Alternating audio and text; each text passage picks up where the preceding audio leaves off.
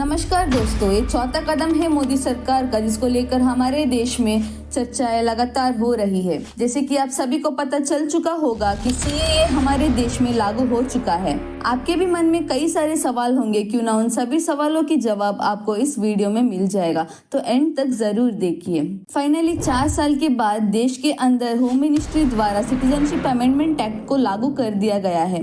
आखिर क्या है ये सीएए, आइए जानते हैं। जब संविधान बना था तो उस समय पर जो हमारी नागरिकता है, यानी कि जो सिटीजनशिप है, जिसमें बोला गया था कि भारत के अंदर सिंगल सिटीजनशिप होगी। अगर कोई भी व्यक्ति भारत की सिटीजनशिप यानी कि नागरिकता होते हुए भी किसी दूसरे देश की सिटीजनशिप को ले लेता है, तो भारत की सिटीजनशिप उस व्यक्ति का ऑटोमेटिकली मतलब खुद ब खुद समाप्त हो जाएगा। इसकी हिस्ट्री को समझते हैं। सिटीजनशिप को लेकर भारत देश में कानून बनाया जाता है। 1955 में जो भारत में नागरिकता संशोधन कानून है, उसको 8 बार अपडेट किया है।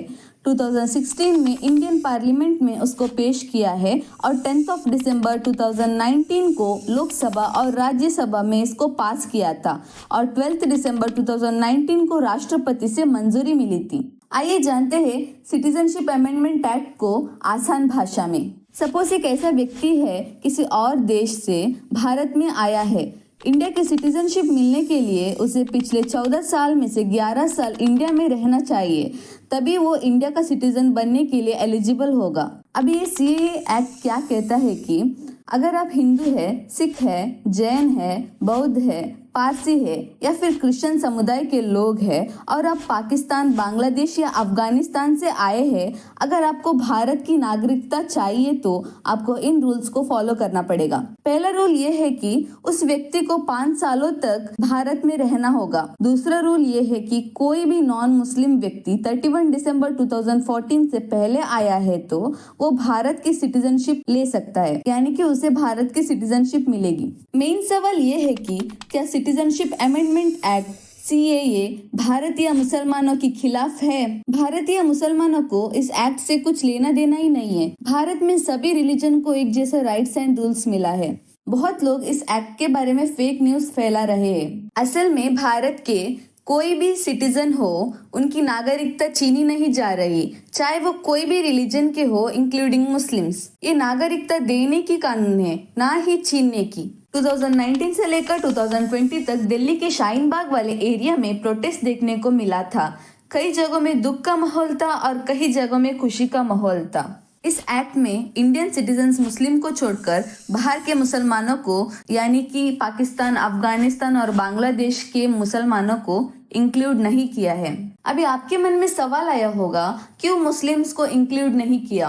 यहाँ पे गृह मंत्री अमित शाह जी के द्वारा बताया गया है कि हमने यहाँ पर ऐसा इसलिए किया है क्योंकि ये जो देश है अफगानिस्तान, पाकिस्तान और बांग्लादेश, यहाँ पर मुस्लिम जो है वो मेजॉरिटी में है। अगर कोई भी प्रॉब्लम होता है वो माइनॉरिटी के साथ होता है, जिनकी संख्या कम हो। ये रीजन है। सीएए को लेकर कई राज्यों ने विरोध भी किया है। जैसे कि तमिलनाडु के सीएम एमके स्टैलिन ने बोला है कि उनके राज्य में सीएए इम्प्लीमेंटेशन नहीं होगी। बंगाल, दिल्ली और केरला के सीएम ने भी इस एक्ट का विरोध किया है। अब जानते हैं इस एक्ट का बेनिफिट क्या होगा। पहला बेनिफिट ये है कि प्रॉपर्टी खरीदने का राइट मिलेगा। दूसरा बेनिफिट ये है कि गवर्नमेंट जॉब अप्लाई कर पाएंगे। तीसरा बेनिफिट ये है कि इनके बच्चे गवर्नमेंट स्कूल या प्राइवेट स्कूल में पढ़ पाएंगे।